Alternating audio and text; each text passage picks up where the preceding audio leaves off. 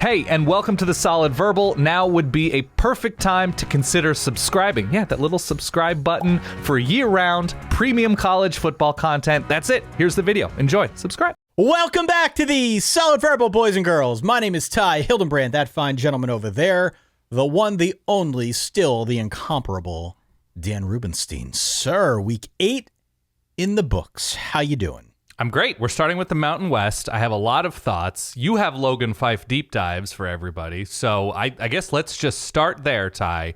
Tell me about what you saw, what you didn't see, what you'd like to see, where the weaknesses are, where the strengths are. Give me a rundown on Fresno State football as you see it at 9:22 Central Time. This episode, all of our episodes, driven by our good friends over at Geico. We'd encourage you to go on out to verballers.com. Dan, verballers.com, of course, is where you get access to many of the bonus perks that we offer all of our diehard Solid Verbal listeners, not the least of which is the rights to vote in our Verballer Top 10 poll, which dropped hot off the presses this morning around 9:30. It is as follows: 1 through 5, Georgia, Ohio State, Tennessee, Michigan, Clemson.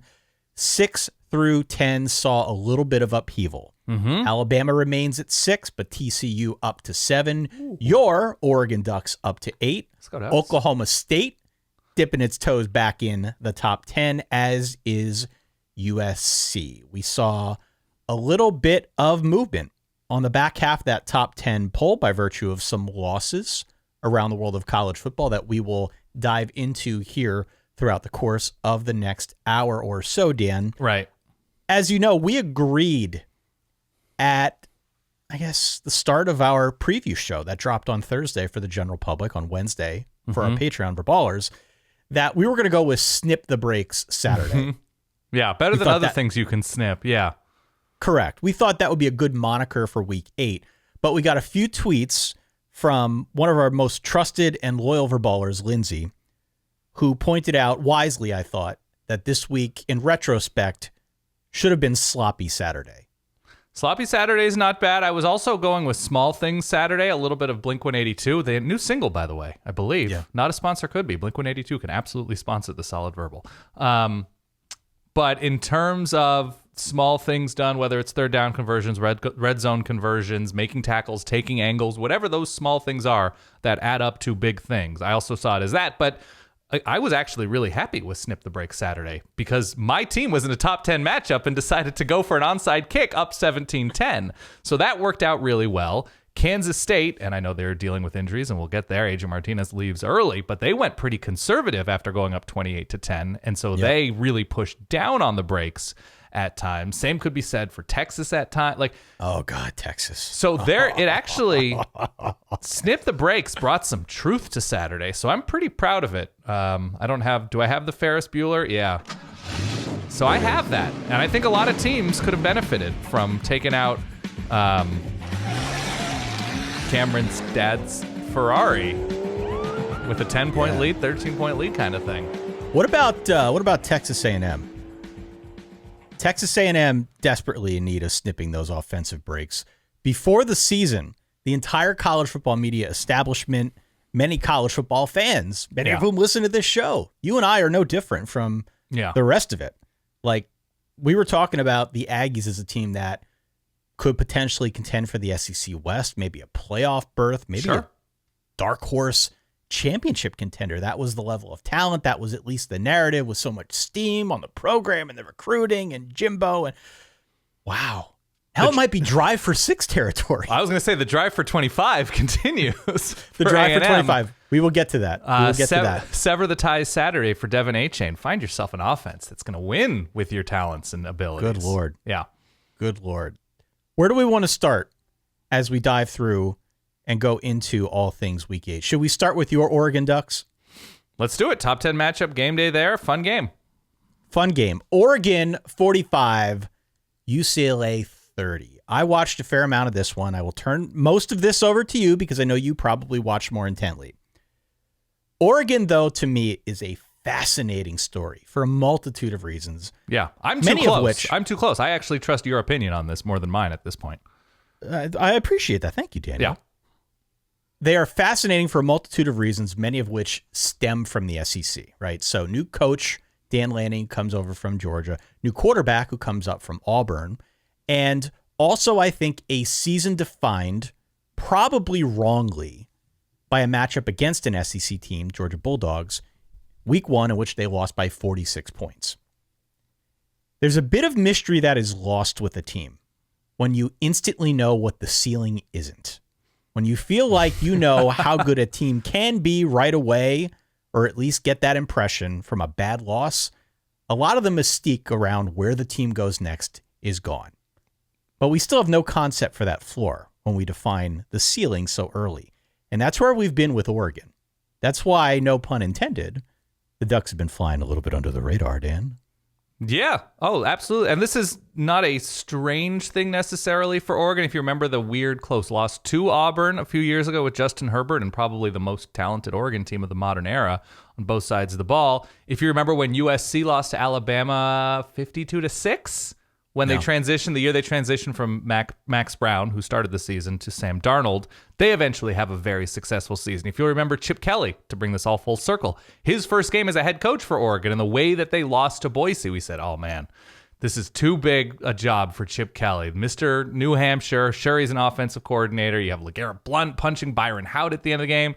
Then they go to the Rose Bowl. They lose to Ohio State, but they managed to get it together. So in the Pac-12, this has happened. I'm sure it's happened all over the sport. Ohio State loses to Virginia Tech, if you remember the way that they did way back when. And then they go on to, I think that was the year they went to and won the national championship over Oregon in 2014. I could very well be getting my years mixed up. But you're right. When we know what that ceiling isn't, it changes the shade of things. And we saw Oregon score 3 points on an enormous stage in front of millions upon millions of people, and we said, ooh, this is going to be an adjustment year for Dan Lanning and Kenny Dillingham and this Oregon staff. And it turns out the Pac-12 has needed to adjust to Oregon, not vice versa, since that game. I think all of that's right. And also, when you define a team by its week 1 game, as we often say, the most improvement takes place between week 1 and week 2. And totally. One of the narratives that I want to try and highlight as we go through week 8, because we saw it from a couple teams, not just Oregon, there is real proof here that these teams are getting better. And I think that's where I come down on the Oregon Ducks. A showing like this had been building. Pay no attention to this final score thinking that it was some kind of shootout. This was a beatdown. This was a full-fledged beatdown. This was Bo Nix having all day to throw it to whomever he wanted. This was Bucky Irving. This was Noah Whittington. This was these guys on the ground getting the job done. This was Troy Franklin having a big day through the air. UCLA, I think, is clearly a good team. Zach Charbonnet, DTR, both improved from last season, both awesome players in their own right. But they had no answers for what Oregon was trying to do. They had no answers. Oregon was very, very physical, and that physical nature with which they won this game, I think, is the most important takeaway for me as we try to project this team forward, because I think it bodes well for the Ducks. I do think we could be in a scenario a couple weeks down the line where we got a bunch of one-loss teams. Got a bunch of one-loss teams, and we're trying to order the losses on a pegboard, which is best, which is worst. And look, I know that the 46-point deficit against Georgia is not going to necessarily win over any hearts or minds, but right. I just feel like this team is in a much, much different place now midway through the season than they were back then. Okay, I think all of that is correct. I think as it relates to this specific performance, the strongest thing in this game was probably Oregon's offensive line. The way they pushed around a decent UCLA front on the ground, protected Bo Nix for the most part, and even when guys kind of got loose, Bo Nix was able to evade and make plays. I thought Bo Nix was sensational. He's probably now, given this performance and given DTR's performance, he's probably at the moment the best. I mean, Caleb Williams is also in that conversation, but in terms of high-level results and getting it done and winning and making winning plays, he is in that conversation for the best quarterback in the Pac-12. He is in the conversation for, is he in the grouping of the best quarterbacks in the nation? It's a very strange point to make for me, considering all of the games of Bo Nix's I have watched in the past. But we will see how he finishes out the year. Utah's defense is coming to Autzen, and I still think they're pretty strong, despite what USC's offense was able to do against them. And we'll see if Oregon ends up in the Pac-12 championship game, but the strides he's taken against worse defenses, but with a better offensive line and better talent around him overall on offense and a better coaching staff to me, has been crazy impressive. Troy Franklin is a true number one receiver. The tight ends block really well. The defense, I think, is still a question, but the secondary came to play. They just had more guys. We use the phrasing dude alert. Oregon just has more dudes across the board than UCLA, and pretty much against everybody they will play this year because USC's front seven doesn't really have the number. Now, UCLA was able to take advantage of Oregon's linebackers at times. Zach Charbonnet will beat basically any linebacker to an edge this season that UCLA will play, and basically any linebacker in the country. He is that good. And I thought DTR was fine, but you can't beat Oregon with field goals and an inability to throw the ball downfield in Autzen against that crowd with the type of juice that, a game day Saturday brings. So, crazy impressive. I think Oregon's probably one of the best 6 or 7 teams in the country. If they had a pass rush, if they were deeper and more talented in the back half of their defense at linebacker and in the secondary, I'd feel especially juiced about them as a playoff caliber team. I don't think they're fully there yet. They're not a complete enough team that changes the complexion of a Georgia matchup, that has a chance against Ohio State the way they're operating on both sides of the ball this year, that, against a fully healthy Alabama. They're not of that caliber, but they're on that next tier with teams like TCU, with teams it's fascinating to me. So didn't see this coming, crazy impressed. Yeah, the Oregon offensive line, Dan, the only thing in this game more aggressive than the tie worn by Dave Pasch. I don't know if you saw it. It was rough. Just brutal. Tough. Moving on. Big win for the Oregon Ducks. Let's go to what I thought was the best game of the early slate. Clemson 27, Syracuse 21. True to form, Clemson started slowly.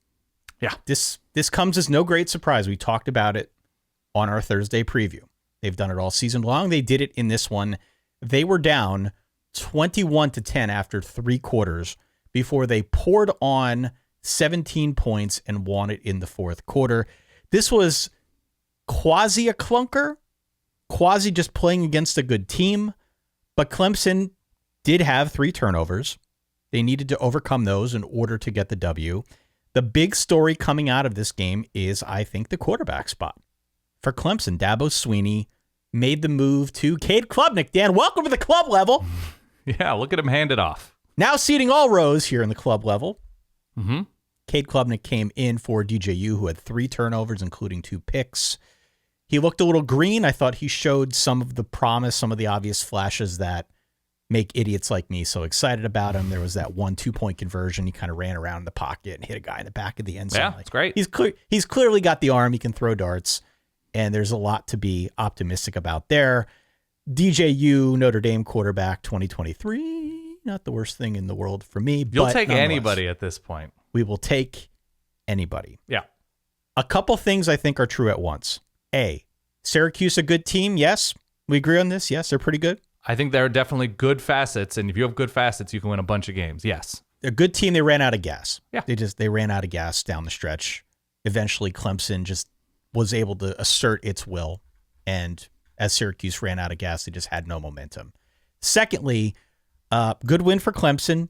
Definitely not the cleanest. Sure. Nice effort from Will Shipley. He had that big, long run. I think it was a 50-yard touchdown run that changed the momentum in a big way late in this game. So ultimately, Syracuse covers the 13.5 or 14 points that you and I were both in on before this game. Syracuse had a chance to win it. They're probably kicking themselves because they could have. But again, Clemson does this thing where it starts slowly. It finds a way through the second half to play more of its game by hook or by crook. They get the job done here 27-21. So nice win for the Tigers. So a few things that I think you didn't gloss over, but I think that should be spotlighted in this game. Syracuse scores 14 offensive points. They have the 90-yard scoop and score. DJ has 3 turnovers, 2 pretty ugly interceptions, one of which was kind of a floaty, knuckly interception up the left sideline. Yeah. So he gets replaced, and I get it. But now it's going to be, where is his head at if he's still the starter? How much do they trust Cade Klubnik in the passing game as a true freshman, a passing game that has been very much up and down against the better teams on their schedule? Looked terrific against Wake Forest, less terrific against Syracuse. Syracuse defense did plenty to win this game for the Orange. There were the penalties in the second half. There were penalties that really killed Syracuse's chances in this game, because if you're turning 1st and 10 into 1st and 20 or 2nd and 3 into 2nd and 8 against a very good team or a good team on the road in a difficult place to play, it makes it nearly impossible. Clemson took away Oronde Gadsden. Okay, that's their right. That was a good move because he's the clear number one. He's the clear best receiver for Syracuse. Where's the Sean Tucker package? Sean Tucker had how many carries in this game? 10 carries? 5 carries? Like, he did not... He had the terrific catch on the wheel route-ish, out of the backfield against KJ Henry for a touchdown early. Where is the package for Sean Tucker? Where is the package for other receivers? Where is the plan B or plan C for the Syracuse offense? Because in that second half, I think anybody who watched this game, who wanted even Syracuse to be competitive, was yelling at their TV. Yeah. All right, what else is there, Syracuse? Like, Garrett Schrader's a playmaker. He's iffy at times, but there had to have been, and I criticize this for Penn State sometimes. Where's Excelsior? Where is Excelsior for Syracuse with this offense? Okay, they've taken away this clear number one. What is next? What are we doing to push the perimeter? What are we doing? Are we doing a tempo thing? What are we doing? Are we going to the screen game? Syracuse had no answer at that point, and you credit Clemson because they were able to play bully ball with Maffa and Will Shipley and did what was needed to win this game and make the adjustments at halftime on defense. But I came away equally impressed with Clemson and just befuddled by Syracuse's lack of something else. Yeah. The second pitch, we talk about it a lot. Yeah. What is your second pitch? It wasn't apparent for Syracuse. It also wasn't apparent for some other teams. We'll get to that here momentarily. On the quarterback side for Clemson, Dabo Swinney did say after the game, DJU's our quarterback. DJ's our quarterback. We'll see how long that lasts. We'll see, like you said, where is his head at? We'll see how quick the hook is next time. Yep. We find ourselves in a situation like this, if it will be for good to go to Cade Klubnik. Again, he looked fine. He wasn't Trevor Lawrence. There were definite signs in his game that he was a little bit green. 2 for 4. He didn't do anything through the air beyond not make mistakes. Right. So we'll see. I don't know. Yep. DJU, as of now, still the quarterback at Clemson, as they get a important home win. Like I said, not the cleanest on either side of this one. No, better to be 8-0 than 7-1.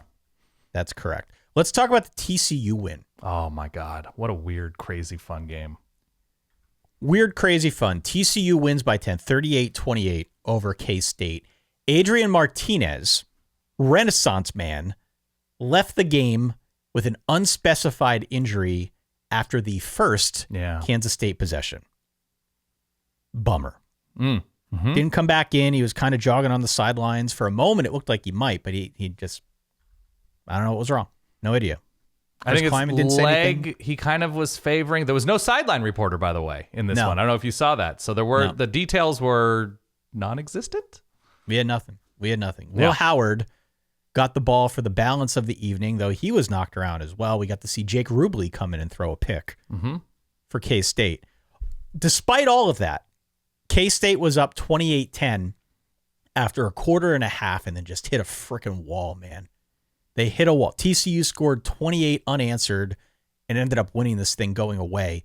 The second straight week for TCU, I want to focus on TCU for a second, where they rally from behind. They beat a ranked opponent. It's their 4th consecutive win over a ranked opponent this season. The 3-headed monster of Max Duggan, of Kendre Miller, Quentin Johnston, again, they step up in prime time to get the job done. Max Duggan in particular is really having a great season now under Sonny Dykes. 19-1 touchdown to interception ratio. He's running the football the way he always has, but he's doing so, I think, just in a smarter fashion, picking his spots more than he did under the previous offense. There is a conversation to be had, and you and I had it this morning on Slack, with respect to TCU going 12-0. Sure. We can have that discussion, but we need to talk about K-State first and the way that this game went for them. Let's. All right, you tweeted, or I guess you didn't tweet. You sent me a message at some point saying it's just really embarrassing to be losing to a Will Howard-led Kansas State team. Now, and as it turns out, in retrospect, they didn't lose, but they were losing for a hot minute. I was going to say, as it turns out, though, Will Howard was really good. Yeah, This was not your father's Will Howard, because it feels like he's been the backup quarterback in Manhattan, Kansas for quite some time. As it turns out, he was not the problem. He made plays and was very good. Yeah. Do you want the rest of my thoughts on this game? I want the rest of your K-State thoughts, because there was a groan when I introduced this game. Yeah, no, wild game. K-State goes up, super impressive with Will Howard. He's making plays with his legs. He's making plays with his arms. The receivers are doing well. Deuce Vaughn is getting loose. Like, you could even hear, because the game was in Fort Worth, was it not? Correct. You could hear on longer Deuce Vaughn plays that K-State traveled well enough that you heard the Deuce coming in from the other purple team in Amon G. Carter. So K-State, by and large, in that first half, did plenty to pace themselves to win this game, even with Will Howard. I think the defense made plays. They were confusing Max Duggan enough. They were staying in front of the TCU offense enough, but they go up 28-10, and things slow down. And I look at that. I think they had 4th and 2 from the TCU. Maybe it was in the third quarter, 4th and 2 from the TCU 26. I think it was at that point that Will Howard got hurt on that drive, and they made the decision to kick it, and I think they missed that kick. Yep. And the same thing applies for UCLA and Oregon. You're not winning in Autzen against this Oregon offense with field goals. You are not beating this year's iteration of the Frogs with field goals in the red zone-ish on 4th and short. I don't care if it's obvious that you're giving it to Deuce Vaughn. I don't care if it's obvious that you're going for it and maybe running it. Whatever the case is, you have to be prepared in those situations to put your foot on the accelerator and keep going. And so when you slowed things down, and again, it might have been a Jake Rubley moment. They might not have trusted him on 4th and 2 and that kind of high leverage situation. Totally understandable.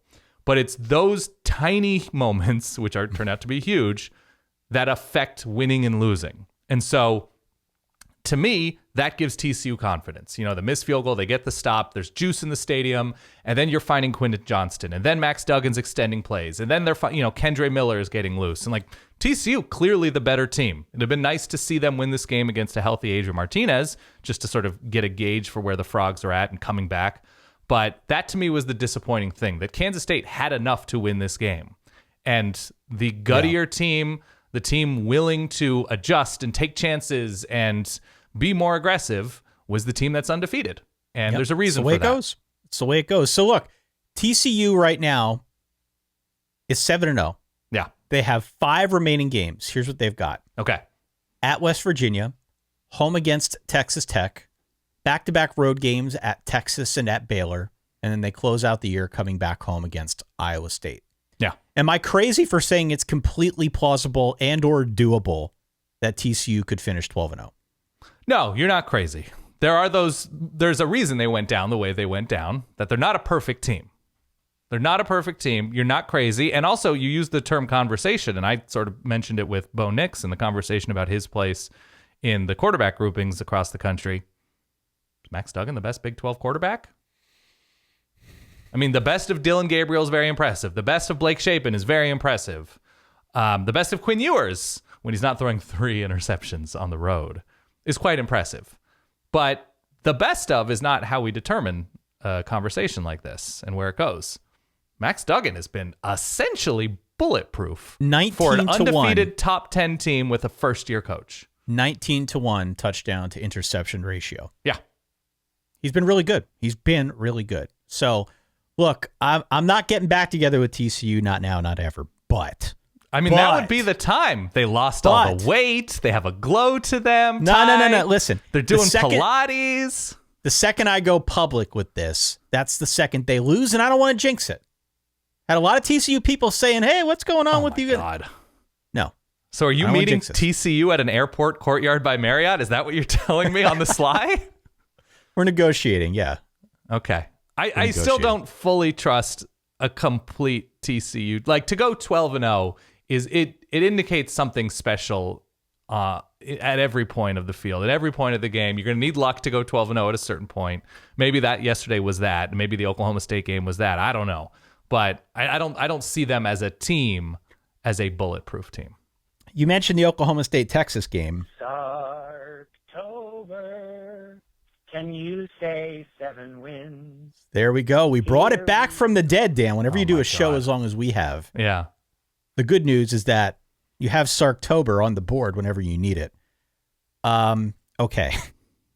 By the way, 41 to 34 is the final here. Oklahoma State won. You were going to say something. I was just going to say, before we get into this game, can we just take a step back and appreciate the bonkers TV that the Big 12 has been this year? Oh, it's awesome. Yeah. Awesome TV show. Yeah. I almost want to binge the rest of this season. Like, I want to wait until January and say, don't tell me anything. Don't tell me anything. I want to watch it all this weekend. But alas, I will not. It's been a great TV show. There is so much parody from top to bottom. Yeah. And this game, I thought, illustrated that as well. This game in particular, Oklahoma State, Texas, an awesome fourth quarter. It was a sloppy game, especially on the Texas side, which we can talk about. But Oklahoma State storms back, scored 14 unanswered to win it. Defense gave up some big plays earlier on, but stepped up. They held the Horns to just 3 points after halftime. The game winner, you sent the screen grab to me this morning, was a 41-yard catch, but basically more of a run and bad tackling. Bryson Green for Oklahoma State got credit for the touchdown, but he did break a Texas tackle. It was a very poor attempt at a tackle. Oh, my God. I think it was Deshaun Jameson, yeah. Yep, that made the score 41-34 with about 3 minutes left. Quinn Ewers, for his part, had 2 more chances to win the game, but was not able to get the job done. Not entirely his fault, but certainly not his best game. He had a very Spencer Sanders-y line. 19 of 49 for 319, the 2 touchdowns, the 3 interceptions. There was one instance in particular where we had Xavier Worthy with about 5 minutes left in the end zone, wide open. And I don't know what happened. Xavier Worthy was like, he got his legs crossed up. He's a little too far away from it. He couldn't come down with it, but he was open. It was a good throw from Quinn. But moments like that are what plagued Texas in this football game. The big takeaway for me was this: outside of the fact that this was an impressive win for Oklahoma State, the way they came back, the way they won this game, I thought they showed a lot of fight. I want to give them credit where it's due. My thought on Texas is, where would Texas be without Bijan Robinson? Totally. And even to a lesser extent, Roschon Johnson. You're right. Where would Texas be without Bijan Robinson? Would they be 2 to 3 games worse? I think it's possible. Totally. I think it's possible. Bijan again in this game, 140, a touchdown on the ground. He had a long 41-yard touchdown catch. You mentioned Roschon Johnson. He was the other guy in this game for Texas who had a big play, 52-yard touchdown run earlier on. This was not a game devoid of big plays, one way or the other. But it was the Pokes being able to clamp down in the second half that got them this big home win. And I think, honestly, coming out of this, I ask a lot of questions about Texas now. It's a lot of the same that we've been discussing. A lot of the stuff that has gotten stuck in our craw about the tackling and the bits and pieces on offense that feel unfinished outside of Bijan Robinson. It is very much still a team in transition, and the Texas is back stuff is going to have to wait, if not 1 week, definitely another year or 2. Yeah. So Texas blows a 14-point lead. They blow a double-digit lead in the second half. Sark is now 1-6, I believe, on the road in true road games. So taking away the Red River matchups against Oklahoma, it's not great. And look, did they deserve to be favorites? I think we both liked Oklahoma State plus points in this matchup, right? You took that in Tie versus the World on our yes. I did. So, or no, maybe you didn't. I think the World took Oklahoma State. I think the World, but you took it on our show. I took it on our show. Yeah, we both liked it. Yeah. Windy day, weird day. This was where the small things come into play. I think the Texas safeties leave a lot to be desired. You saw Oklahoma State picking on the middle of the field at times. The tackling was not that good. I mean, I think the Texas defense in general, I mean, they got pushed around up front.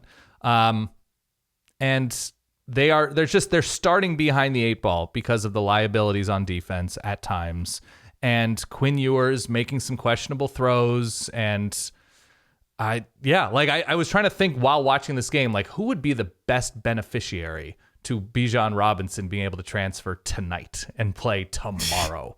It might be LSU. That was my initial thought. Like, who is like that stud all-purpose guy away? Because you're right. If not for Bijan and those big plays, I mean, the adjustments from Oklahoma State in the second half were pretty marvelous from Derek Mason in this defense. They got off the field pretty quickly and were able to keep the Texas offense by and large in front of them. But no, it was it was pretty disappointing because you want to see that back and forth. You want to see Texas swinging back with a haymaker after, fading down the stretch. And it's like, oh, they still have a little bit left. Quinn Ewers still has a little bit of that moxie magic. Yeah. But Oklahoma State too much. A beat up Oklahoma State team, by the way. I mean, everybody's dealing with beat injuries. up. Dealing with injuries, yeah. But Stephon Johnson, the freshman wide receiver, came to play. I think they call him Boogie Johnson. At one point, an Oregon commit. No, good teams find ways, and that's what Oklahoma State is, and that's what Texas isn't. Very quickly, let's just round out the other two games of the Big 12 and then move over to the SEC because there's a lot to talk about in the SEC.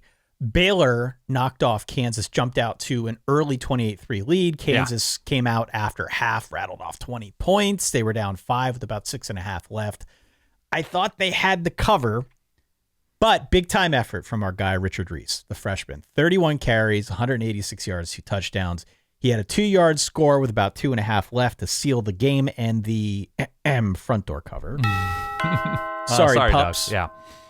Blake Shapen was back for this one after leaving, in the third quarter last Against week West when he Virginia. took that shot to the head. He wasn't great. 2 picks and a fumble. Costly turnovers here, but whatever. Nice win here for Baylor. Kansas still in search of that 6th win. Yep. And to close out the Big 12, we had Texas Tech wins 48-10 over West Virginia by 38. Freshman Baron Morton had himself a game. Pretty much every offensive player for Texas Tech had a game. I actually came away more impressed with the defense, right? Tim Defense DeRuyter's looked good. defense, turning over West Virginia, getting the stops the way that they did. I think that was anytime Texas Tech plays a really good defensive game, we have to shine the brightest light on that. We don't get to do that all that often and haven't been able to this past decade or so. As far as the Kansas game, it's a small thing Saturday for me. Kansas comes out, they immediately go 3 and out, and then and give up a touchdown, and then on their next drive, fumble it away immediately and give Baylor a short field. It's 14-0, the blink of an eye. This was actually a weird sensation across the sport that it was like, oh my God, I just tuned in. There's 12 minutes left in the first quarter and it's 21-0. What? Yeah. You look at Wisconsin, you look at Indiana, whatever. From that point on, Kansas won the game, right? Yeah. They got it to, I think, 28-23. You mentioned the Richard Rees front door cover. Whoever's coaching the running backs in Waco, whoever's coaching the offensive line, between what they did last year with Abram Smith, what they've done this year in helping to develop Rees, doing a great job because Baylor's finding ways, as good teams do. I think they're still sort of a tick off from where they were last year for sure. But, Gavin Holmes developing, Richard Rees developing, and the best of Blake Shapen has been pretty good. So, good win for Baylor in a very losable spot. Speaking of good wins and losable spots, let's talk about LSU. We need to have the LSU conversation, Dan. Yeah. Need to have the LSU conversation. LSU won by 25 over Ole Miss. 45-20. Ole Miss jumped out to a 17-3 lead. Yeah. Early in the second quarter, I'm watching this game. I'm thinking, man, this thing's freaking over. I took Ole Miss. I had Ole Miss plus 1.5, I think. Whatever the line closed out. I may have locked up Ole Miss, yeah. LSU from that point forward took control. Whatever momentum Ole Miss had in the first quarter went gone. Yeah. Completely gone. It swung hard in the direction of the Tigers, and especially Jaden Daniels, Dan. Yeah. Again, just a monster freaking showing for this kid. Monster showing for Jaden Daniels.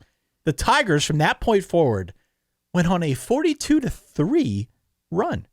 Yeah. 5 of those scores were touchdowns due to either the arm or legs of one Jaden Daniels, who was basically unstoppable for most of this football game. In the end, LSU ends up cruising to victory. We talk about the Ole Miss rushing attack a lot. At least I did. That was one of the reasons that I cited for wanting to pick Ole Miss in this football game. Had a lot of faith in it.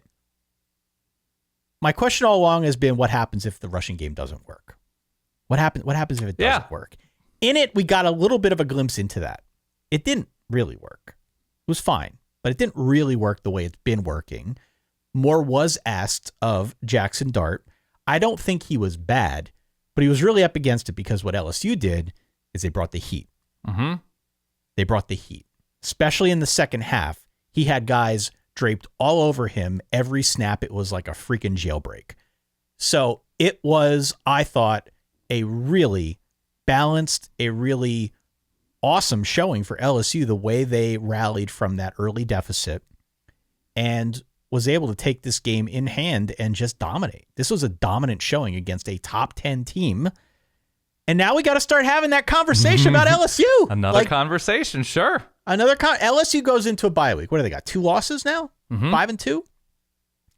They go into a bye week. They've got Bama first week of November. Games at home, by the way. A lot more interesting now, Dan. Totally. Feels like Jaden Daniels is getting better. Feels like LSU is getting better. LSU's 4-1 in conference. They're tied atop the SEC West. I don't know what the ceiling is for this team. I guess I thought I knew after the Florida State loss, but maybe not. Maybe they're getting better. And it feels like suddenly this is a team that has a lot in front of them. I would not want to sleep on LSU at this point. I would not want to take this team for granted because it feels to me like everything is trending in a really, really positive direction. Nice little second chance Saturday for transfer quarterbacks all over the globe, right? Between Bo Nix and Jaden Daniels. I'm sure I'm forgetting a ton of guys, but like across the board, it felt like a really nice day. I mean, transferring is just a reality of the sport. So you speak about poof and disappearance, right? Poof. There goes Ole Miss. Poof, there goes the lead. Poof, there goes Ty's statement preseason that Brian Kelly's going to have quarterback issues and decision-making issues on his hands. No, Poof. it turns out has not happened at all. Has not happened at all. Poof. Even he can't screw this one up. He cannot. Poof, there goes Ty saying, good luck with Brian Kelly. Good luck. After week 1, you looked like a genius. I am not a genius. Don't convince yourself that I am. I'm not. Yeah, LSU figures out very basic special teams maneuvers against Florida State. We're having a very different conversation about LSU. Also, I think it adds to the conversation about Tennessee's excellence in the way that they were able to manhandle LSU.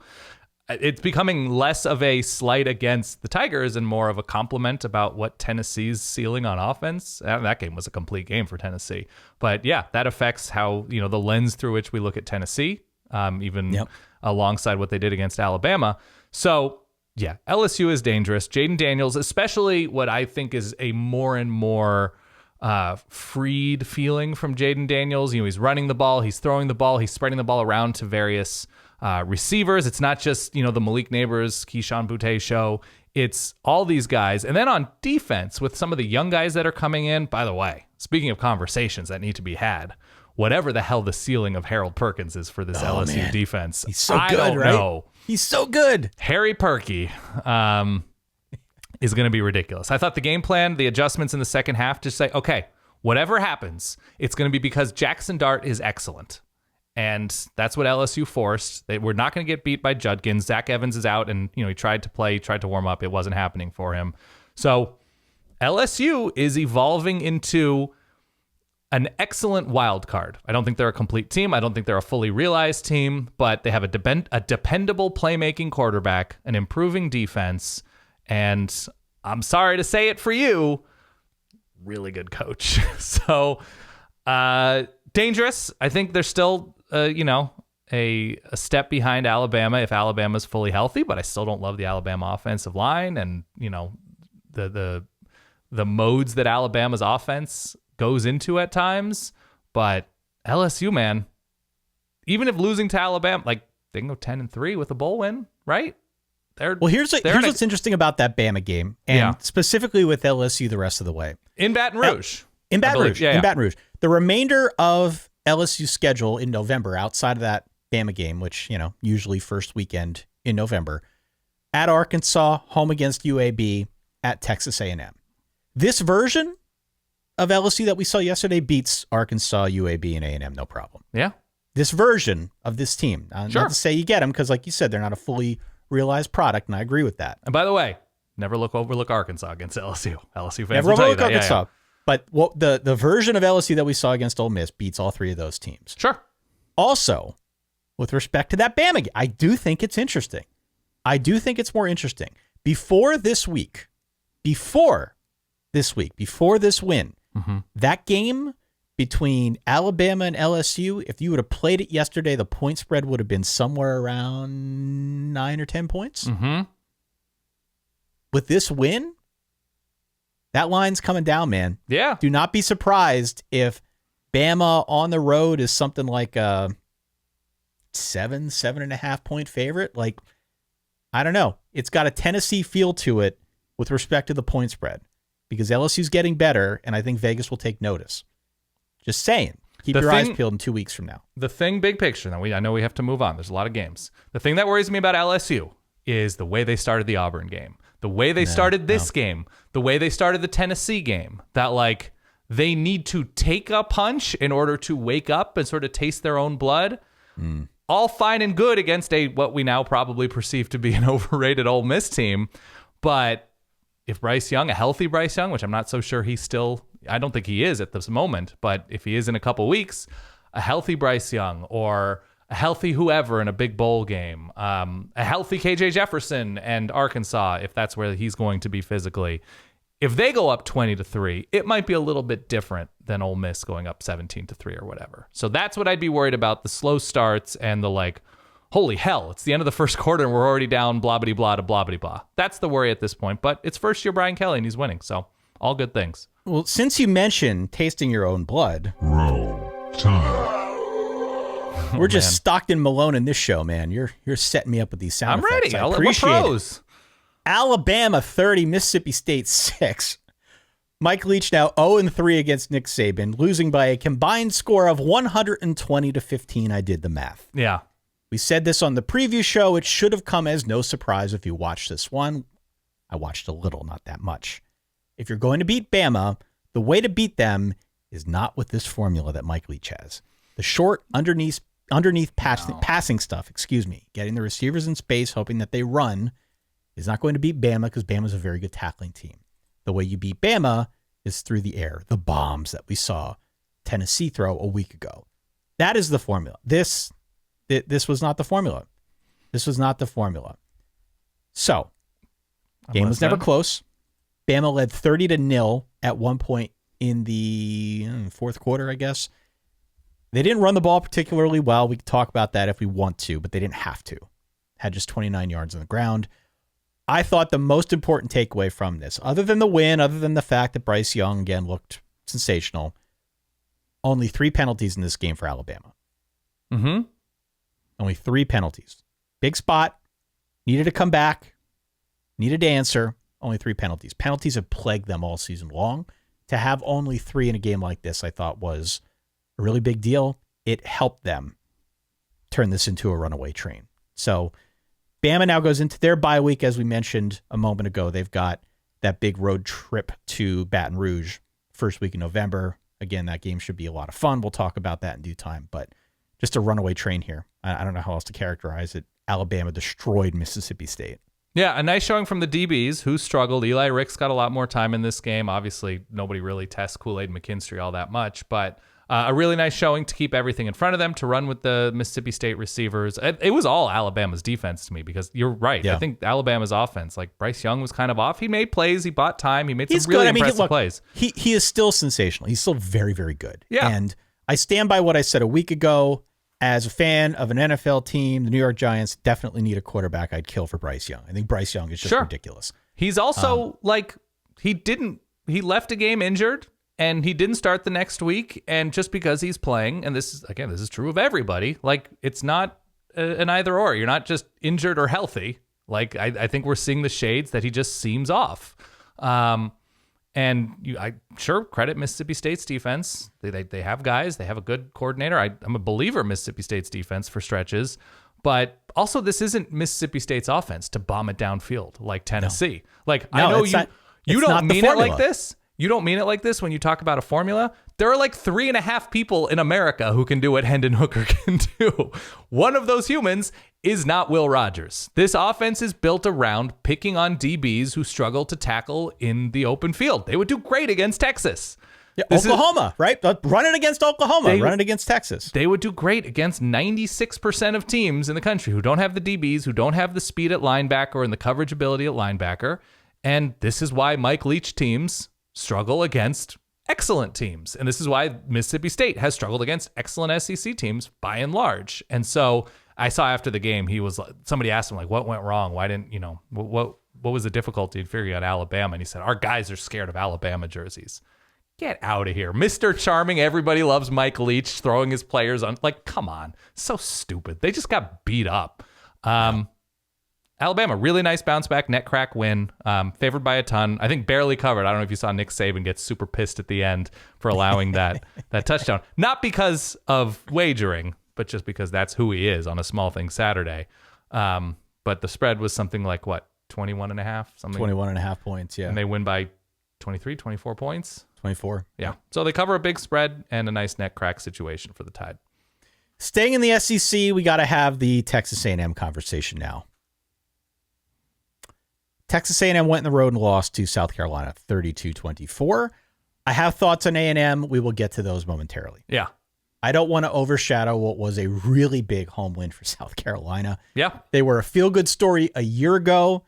They brought in some reinforcements in the offseason.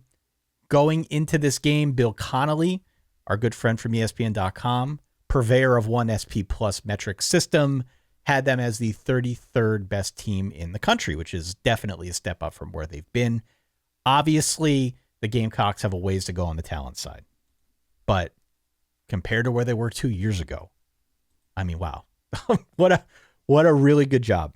What an amazing job Shane Beamer continues to do in Columbia, South Carolina. They started hot. They returned the opening kick 100 yards and then rode on the back of Marshawn Lloyd. Beamer ball. 2 touchdowns. Yeah, 2 touchdowns.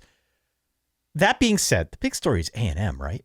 I mean, do we really need to play the Drive for 6 game with Texas A&M now? Probably, yeah. Are you kidding me that we are playing a Drive for 6 game with this Texas A&M squad?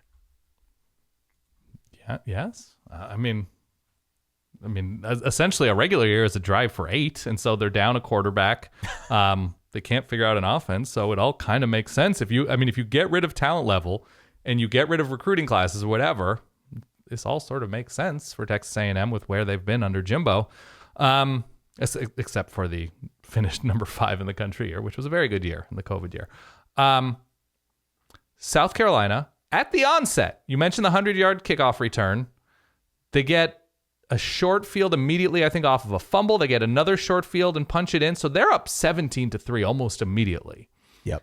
It felt like a game in which they could lose. I think it was 24-17 at a certain point. A&M, because of Devin Achane largely, Evan Stewart largely, are able to crawl back into this one. But you're right. It's Marshawn Lloyd. It's Spencer Rattler being efficient, not great, but efficient, not throwing any picks against what is still probably pretty decent Texas A&M defense and not being rattled, no pun intended, in front of a great home crowd. There was something about this. This game was not a headline national game. This game had the feel of like number 5 versus number 7. So shout out to Columbia, South Carolina for the juice involved in this one, because they really brought it as, you know, Cole Kubelik and Jordan Rogers. You see them wolfing down food, I guess, from the fair, the South Carolina State Fair.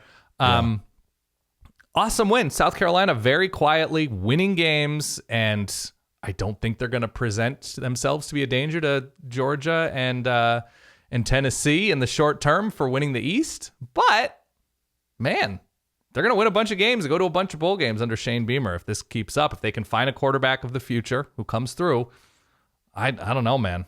These Gamecocks seem to be heading in the right direction.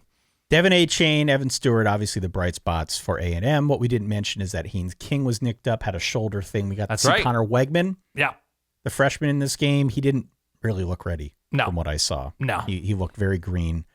The notable stat, and you're going to read this about 1,000 times over between now and next week. This is from ESPN Stats and Info. Texas A&M's offense has scored less than 25 points in 9 straight games versus FBS opponents. The only teams with longer active streaks are Colorado and Rutgers. I was going to say, lots of good teams never score 25 points, right? Colorado and Rutgers. It is getting late early for Jimbo Fisher. I cannot possibly imagine what the conversation is going to look like 2 weeks from now. Yep. All right. Buckle up. Let's round out the SEC. Tennessee won big over UT Martin. Scored their most points in 65 points since the year 2000. And then we have Mizzou knocking off Vandy by a 17-14 score. Any quick 10-second thoughts on those two games, Dan. Unreal Vanderbilt play for one of their actually both were like crazy unexpected plays, a long run and also a long pass, and also Vandy kind of had like their own LeVar leap for a fumble, scoop, and score in one sort of move. So good for Vandy in a losing effort, I guess. Mizzou wore the ugliest shade of yellow known to the sport. Sorry. It's very bad. It is baby puke yellow. And I hope for Mizzou's sake they can update shades of their gold-ish yellow, whatever. But again, win is a win is a win, no matter what jersey you're wearing. Those are my thoughts. Over in Big Ten territory, Ohio State 54, Iowa 10. You pretty much called this one. I'm paraphrasing. Okay. But basically, Ohio State is good enough to struggle for a bit and then pour it on and still cover a large point spread. It was 30 points. Yeah. Turns out you were right. That's exactly what happened here. I don't want to undersell the Buckeye offense because they're really good. They're explosive. They're just loaded to the gills with talent. JSN was back in this one, right? Like, not a great game for their rushing attack. CJ Stroud was solid, but the offense as a whole is still dynamic. They're going to give Penn State fits next week. We can talk about that game in due time. Sure. We do keep coming back to the Iowa offense, though. We keep coming back to the Iowa offense. A balanced 158 yards in this one with always 6 turnovers, 3 fumbles, 3 interceptions. 1 for 13 on third downs. Almost, if at all possible, worse than expected against a top 3 team. Alex Padilla and his vaunted flotilla made its way back into the game for the Iowa Hawkeyes. Maybe a little bit better than Spencer Petras, but ultimately the Hawkeyes remain a disaster on offense. Total disaster on offense. They lose by 44. How do you muster the energy to get out of bed if you're playing like defensive end or outside linebacker for Iowa? How do you muster the energy to keep going? And we made the jokes about the Sam Laporta extraction a few weeks ago. He must be the best player in America. This must be the best defense in America, because to summon the will, knowing what your offense is not able to do, whether it's injuries, whether it's transfers, whether it's quarterbacks who don't develop, Iowa's defense did a really nice job against Ohio State. I think the final score is pretty misleading. They were able to stop the run, like you mentioned, able to stay in front of receivers for the most part, but you can only do so much if you're on the field for the entire game. And Emeka Egbuka and Julian Fleming, and we had Jackson Smith and Jigba play for the first time in a while. There's only so much you can do, and Ohio State's defense was scoring points. Yep. So Ohio State's defense looks like they're going to be in a better place to put this entire team in a position to win some huge games. But no, by and large, Iowa's defense did a really nice job. It's just, I mean, we've had the conversation before. The Iowa offense is a nightmare. And even if Brian Ferentz is a good offensive coordinator, if all is put together for him, if he has an okay quarterback, if he has a pretty good offensive line and decent skill position, if he's creative and inventive, whatever, it doesn't matter, because he has been the coordinator. He has been the offensive line coach, and they don't have a good line. They don't have a good quarterback. They don't have a creative offense. They don't adjust in any sort of meaningful way. And this is just where we are. And if Kirk Ferentz is going to be the medium-term coach for this Iowa program, this offense needs an overhaul. The offensive coaching staff needs an overhaul. The way that they function and the vision for this offense needs a complete overhaul. These are not takes. These are just realities after watching one of the best 4 defenses, 7 defenses, 2 defenses in the country have a performance completely wasted. Yeah, we had a guy on YouTube comment that he's an Iowa fan, that Iowa's been to a bowl game however many years in a row. He thinks the take on Iowa's offense is the wrong take. Disagrees, doesn't have a problem with it. I think that's a very odd hill to die on, frankly. You want to see something from your offense, presumably. You don't want to lose like this. They have been inept on offense, and it's a shame for the defense because, as you said, the defense is really good. This is a really good defense. So I feel bad for that side of the football. I feel bad for the offensive side of the football. I feel bad for the kids on the team. It seems as if the coaching staff is letting them down. That I know the offensive line has some work to do. It's not entirely coaching. Some of it is actual skill out there, but nonetheless, man, it's just tough to watch this. Go take a It's better tough to job, watch. Phil Parker. Like, you're wasting Phil Parker's time. All right. That's, by the way, I've enjoyed. This has been Ty versus YouTube commenter, point counterpoint. Enjoyed it. Talk about Penn State. Yeah. Penn State wins big, 45-17 over Minnesota. Tanner Morgan not able to go, which meant we got to see freshman Athan Kaliakmanis, the Greek freak who got the start in Morgan's absence. He was not very good. He was 9 of 22, 175, touchdown, and a pick. It would be very unfair to put it all on him. It was not entirely his fault. The Minnesota defense just had no answer for anything Penn State wanted to do on offense. Sean Clifford did get the start, much to my chagrin. Did pretty well. Looked okay. 4 touchdowns, had an early turnover, which people were sending me messages about that. But 4 touchdowns in the end. We will have to wait at least a few more weeks before we get to see Drew Aller. But offensively, we got to see Nick Singleton, Katron Allen do a bit of a timeshare in the backfield. Nick Singleton, 2 touchdowns, definitely showcased his wiggle and burst, which I think is something Penn State has sorely missed. You've always loved wiggle and burst. Always. Not just in football, but in life. Yeah. Yeah, it's going to be my title of my memoir. My memoir. Wiggle and burst, the Ty Hildenbrand story. Yeah. For the Gophers' 3rd straight loss, PJ Fleck said that it's 100% on him. I don't know if it's 100% on him, but Minnesota, not a great showing here, 3 straight weeks. Penn State hosts Ohio State next week. We will obviously be covering that football game very closely. It will likely be Sean Clifford again. My guess is that after Penn State loses that one, then we'll see Drew Aller the rest of the way. And when that happens, it won't be a moment too soon, I promise you. But that's just where we're at. Thought Penn State's strategy going in, the game plan, and the execution were kind of perfect. I know it was a little bit back and forth early on, but run the ball straight at Minnesota, beat up Minnesota team, and then the middle was pretty open, right? They were hitting tight ends. Yep.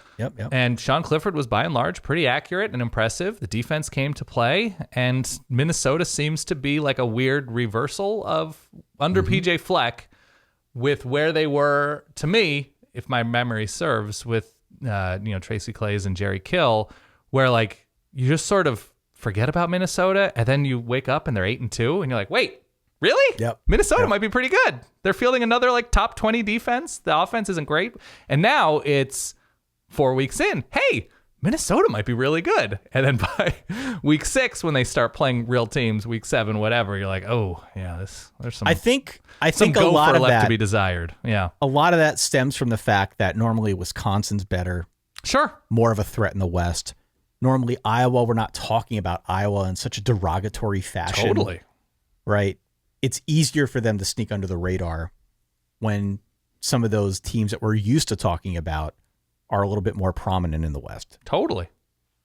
Now it might be Purdue. Now it might be Illinois. Illinois is alone atop the Big Ten West standings. Alone. Rightfully so. With the loss by Purdue, I was just going to talk about Please. Wisconsin 35, Purdue 24. With the Purdue loss now, Illinois is alone atop the Big Ten West, correct? Another game that got out of hand early, and no matter how promising and creative and interesting Purdue seems to be at times, death, taxes, losing to Wisconsin. 16 straight years.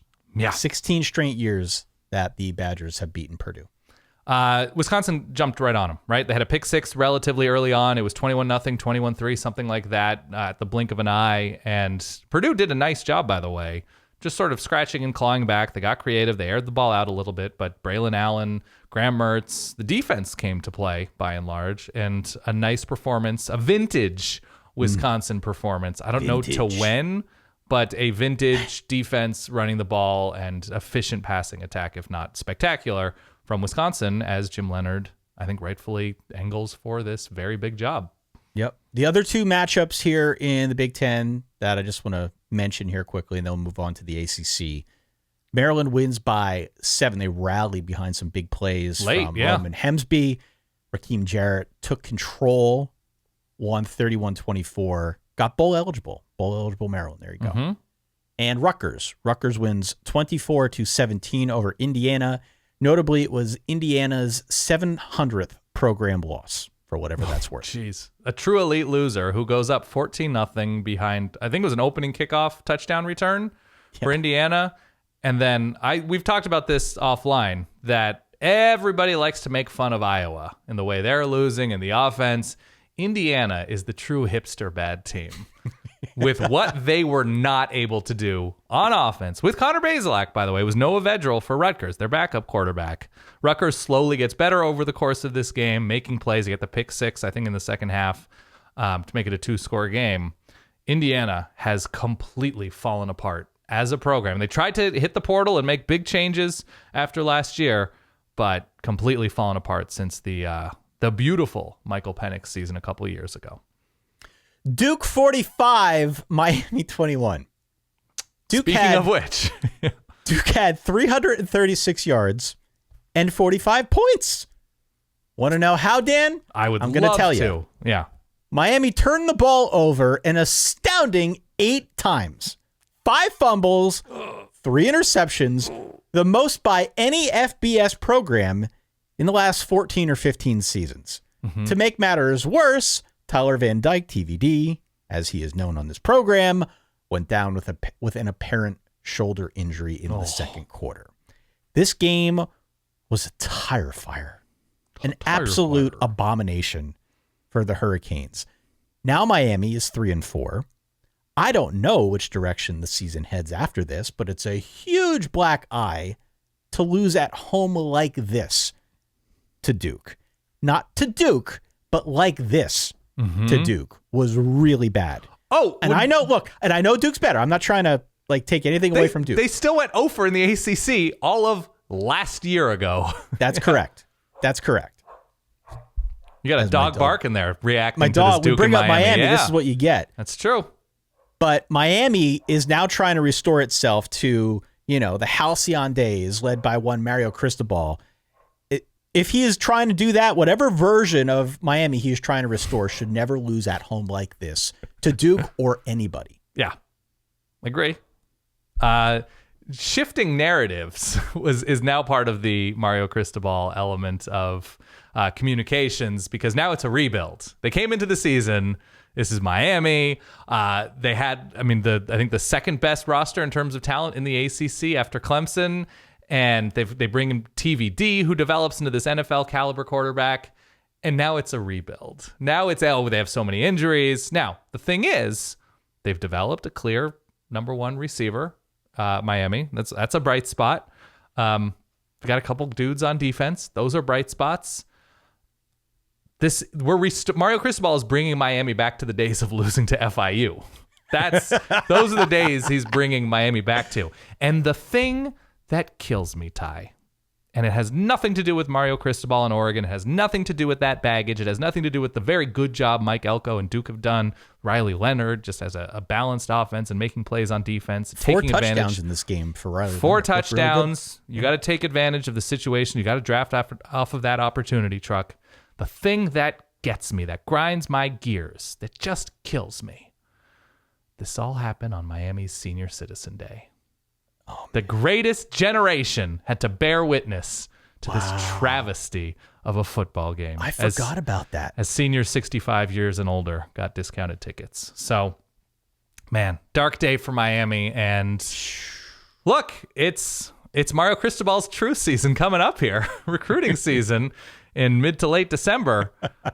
But otherwise, I don't know. Miami will get better, but I don't see them being excellent in the ACC under Mario Cristobal, because they shouldn't have this floor. Even if they're playing, freshmen at this position and that position, good players. You got to develop them into decent players. You got to develop guys who are good enough to beat Duke at home in front of a number of senior citizens. Well, here's what worries me. Yeah. In front of a bunch of seniors. Thank you. I think you're 100% correct. Yeah. They deserve better. Mm-hmm. Take the Brian Kelly story. Mm-hmm. All right. Let's take a look at Brian Kelly and what Brian Kelly did when he stepped foot at Notre Dame. Now what he's doing at LSU. Teams have gotten better the first year. Yeah. Feels like the teams are getting, maybe they have more talent. this season at LSU than they do at Miami. My hunch is they do. Yeah. But regardless, Kelly, I think, has proven himself very adept at making these first-year teams better. Is Miami getting better? You feel like they're getting better? Which direction are they trending, Dan? Because they had 8 turnovers in this game. 8. That shouldn't happen. Right. And so whether it's a matter of shifting the narrative, whether it's a matter of changing the quarterback, I don't know what needs to happen at Miami, but this is definitely not a very promising opening stanza for Cristobal. Yeah. I mean, look, they're going to be saddled with unrealistic expectations forever. That's just the nature of Miami football. I don't know. I mean, it's one of those situations where, like, Duke and Middle Tennessee. Not much more needs to be said beyond good for Duke. Louisville knocks off Pitt 24-10. Pitt, ugly. Pitt looked like a Louisville cover band, Dan. They had 4 turnovers, a bunch of their own mistakes. Louisville came to life out of nowhere, like a phoenix rising from the ashes. They scored 17 unanswered to grab the dub. Louisville on a 2-game winning streak. How about that, Dan? They need first time they all need year. Everything they can get. Yeah, they ran the hell out of the ball against Pitt. They did. They're 4-3. They've got games left against Wake, James Madison, at Clemson, NC State, at Kentucky. So it'll be tough sledding for Scott Satterfield to get to a bowl, but I think it's there. 24-10 again was your final. We had Wake Forest 43-15 over Boston College. 5 touchdown passes, another touchdown run for Sam Hartman. Wake Forest, by the way, has scored 30 points in all 7 of its games. By the way, Wake's remaining schedule may be some of the most watchable college football the rest of the way. At Louisville, at NC State, North Carolina, Syracuse, and at Duke. That's a decent slate. That's a really decent slate for Wake Forest to close out its year. And last but certainly least, Virginia 16, Georgia Tech 9. Speaking of vintage performances, a do-it-all effort from Brennan Armstrong. The Who's needed it. They had 4 turnovers that they needed to overcome in order to win this game. Any quick thoughts? No, not especially. But the bottom potential of the ACC is so dreadfully entertaining that no other conference really comes close. Like, when you look at Virginia and Virginia Tech and the depths of where Miami has fallen to, Georgia Tech, it is the most robust failure jacuzzi we have in the sport among the Power 5 conferences. Just a bunch of like unhinged, sweaty failures sitting around the Jets in the sadness jacuzzi. Yeah. I mean, you can shine a flashlight and you can't even see the bottom of it. No. You have to plumb the depths with some sort of device in order to figure out. I mean, and even just the moments for Florida State, the moments for Louisville, the moments for, NC State on offense. Like, it's just week after week of like, oh, guys, I don't know if we should be broadcasting this in HD. It's tough. Finally, in the Pac-12 here, I'll mention Notre Dame last. Why not? But okay, they're affiliated. Washington 28, Cal 21, Oregon State 42, Colorado 9, and then a very bizarre game between Stanford and Arizona State, 15-14. Stanford knocks off the Sun Devils. Dan, any thoughts there? Stanford is now on an FBS winning streak after having a long losing streak. If you saw the way that game ended, an ASU receiver, Elijah Badger, had a great game, by the way. Gets behind the Stanford secondary in a moment that you absolutely can't let anybody behind you, but I think he was ruled out of bounds with like the most unbelievable catch of the year. It was like a one-handed-ish catch. So ASU loses to Stanford, but ASU having their own issues. By the way, yeah. Were there more people on the field than in the stands for that Stanford game? Dude, it is tough. I've been to Stanford games, plural. And as our friend Jeff Schwartz likes to say, visiting teams that play at Stanford have an unusually difficult time because you have to generate your own energy when you play on the farm. Like, teams feed off of a rambunctious home crowd, but that's just sort of like playing at a co-op, right? You're just like playing on the Field of Dreams field where you're just like, well, I guess some locals might stumble in. Yeah, that program is not all that There's just zero electricity going on with So Stanford they won football. 16-14 over 15-14, Notre Dame, 16-14, yeah. and now Oh, yeah. 15-14 over Arizona State. So, yeah, Stanford gets going. Oregon State with backup quarterback was Ben Gulbranson. Yep. They run the hell out of the ball and are now bowl eligible, by the way, with their very comfortable win over, I believe you said Colorado, right? Correct. And 42-9. Cal still can't get much going, but Washington was sort of fits and starts in this game. But another game, like, it's win your games. Washington now bowl eligible, I believe, after winning 4 games last year with Jimmy Lake. But, like, are we really just going to watch Washington throw the ball 58 times a game with Michael Penix? I guess so. They're winning more often than they're losing, so that's good. So they come away with the win. I think that was sort of it, right? Because Utah's off. USC is off. We mentioned UCLA. Wazoo is off. They have short week. I think Wazoo hosts Utah this week on a Thursday night late. So that could be kind of interesting and weird. And then you mentioned Notre Dame, UNLV. Any takeaways there? Yeah, I have a couple. Okay. Notre Dame won, most importantly, 44-21. Isaiah Foskey blocked 2 punts, which is fun. Hey, that's good. Quick observations. I posted a little bit of this to Twitter, but Drew Pine was not very good. It's like 3 weeks in a row where he truly only has eyes for Michael Mayer. Yeah. And I said this to our friend Keith Arnold, who tweeted back and forth with me a little bit about this. If somebody stared at you the way Drew Pine is staring at Michael Mayer, you'd call the cops. Yeah. You'd call the cops. It is just not healthy. Right. It's a little weird. The running game had better numbers, but my big issue with this offense is that it feels like Tommy Rees is asking Madden.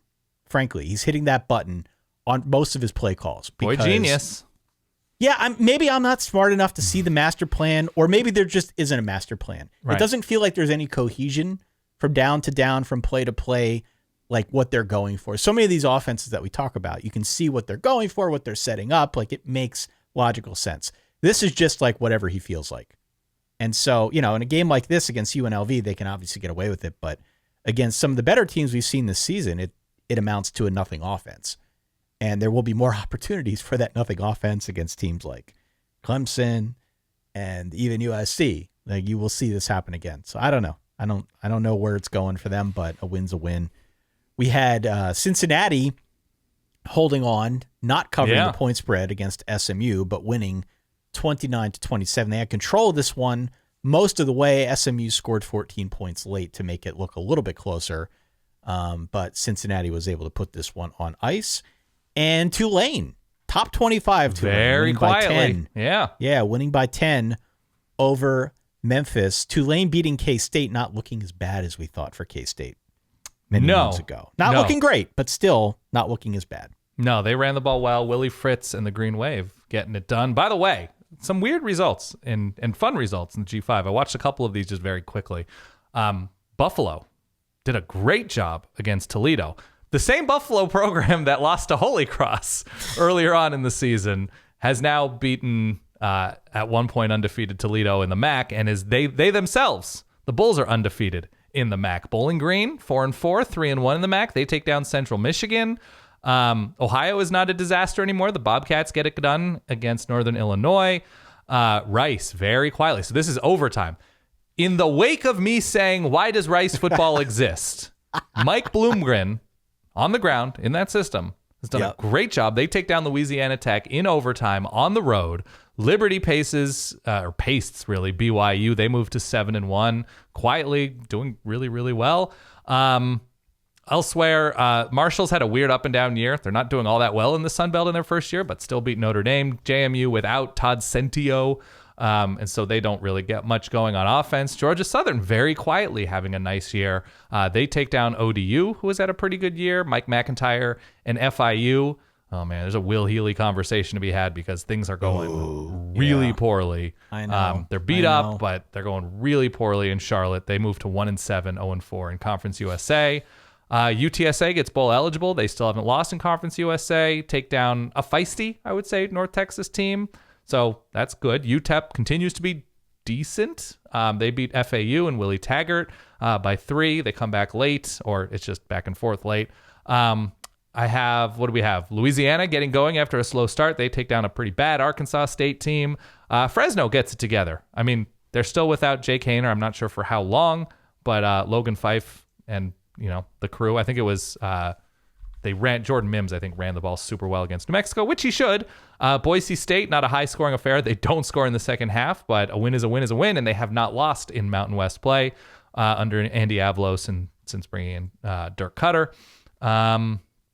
Elsewhere, ECU, another very quiet team. Lay the lumber and take down UCF. I think they intercept John Rice Plumlee 3 times in this one. Thank you. Thank you for getting it right. If you make JRP throw the ball, how many times? 40, 50 times? Too many. Way too many. You're going to beat UCF, who I still think is a pretty decent team. Wyoming, who started slowly with that loss to Illinois. They take down a disappointing Utah State team. We had somebody, I believe, on our Spotify show, College Football Thursdays, each Thursday at 5 p.m. Eastern, lock up the under in San Diego State, Nevada of 36, I want to say. That hit as San Diego State beat Nevada, a terrible Nevada team, 23-7. And it should be mentioned that the San Jose State, New Mexico State game was postponed because of the tragic death of a freshman running back in a traffic accident. So, the Spartan team, I'm sure, just absolutely reeling emotionally. So that game postponed. But by the way, before we get into dues, really quickly, Ty, the following teams are bowl eligible. How about that? Hey! The Troy Trojans with a nice Thursday night win. LSU, Oregon, Oklahoma State, Wake Forest, Penn State, Cincinnati, Maryland, the Roadrunners, meep of UTSA, Oregon State, and Washington, all bowl eligible. Going to be playing deep into December and or January. Or just beautiful. Or Hey, Dan. Yeah. Breaking news! All right, I don't know what you're referencing, but here we go. You mentioned the Will Healy conversation. They had it. He's fired. Oh, he's done. Okay. Just since the start of this broadcast. One of the occupational hazards of doing a show bright and early on Sunday mornings. Okay. Folks have been waiting around. They want to hear the reverbs. We didn't play it at the top. We had a great batch. Kudos to our guy Shay again, who dutifully does a marvelous job putting these together late into the night on Saturdays. Very bright and early on Sundays. People dial into 408 Verbal 1 to give us their takes on all things college football. For those who have been waiting, here is your chance. Forget about today. I'm gearing up for an Iowa 2022 offensive drive chart meeting from Dan at the end of the season. Hey, Ty. Hey, Dan. This is Dave from Santa Fe. Hey, this is Taylor from Atlanta. Dan, Ty, it's Aaron from Cedar, Michigan, even though I am a Buckeye, and this is just the best Schadenfreude ever. There's a hole in the bucket, dear PJ, dear PJ. The Ohio State Buckeyes just scored more points on Iowa than any other team in the Kirk Ferentz era. Time to fire Ferentz. Go Buckeyes. I'm glad I took a couple of hours before I called in, because if I had called right at the end of the game, I don't think you would have understood a word I would have said, because it would have been nothing but a string of expletives. You have to talk to your kids about a 6-1 Syracuse football team instead. After watching Clemson, Syracuse, and Oklahoma State, Texas, back-to-back, I can safely say that I have never seen more orange on orange in my life. As an Oregon fan, watching Dan Lanning in 4 straight games, win a game that you're not supposed to on the road in Pullman, beat Stanford as a first-year head coach, dominate in the state of Arizona, and then beat a top 10 team, I'm sold. After the season that Fresno State has had so far, boy, does it feel good to get in that neck crack game against New Mexico. Go Dogs. I don't know what tasted better, the crock-pot chili I ate at my tailgate or Penn State crock-pot in Minnesota in front of the whiteout on national TV. We are, baby. I just saw that my Cal Bears are playing right now. Yeah, I'm going to go to bed. Dan, did you lock up Ole Miss? I did. LSU? How'd that work out? Not well. Tigers. How about that LSU win? Huh? That was pretty impressive. It was even more enjoyable because I got to watch it with my family. After 1,813 long days, the Rutgers Scarlet Knights have won a conference game at home. I believe that world peace is imminent. All nations will lay their arms down in reverence to the Rutgers Scarlet Knights finally getting over this hump. Go Knights. Are you rah-rah?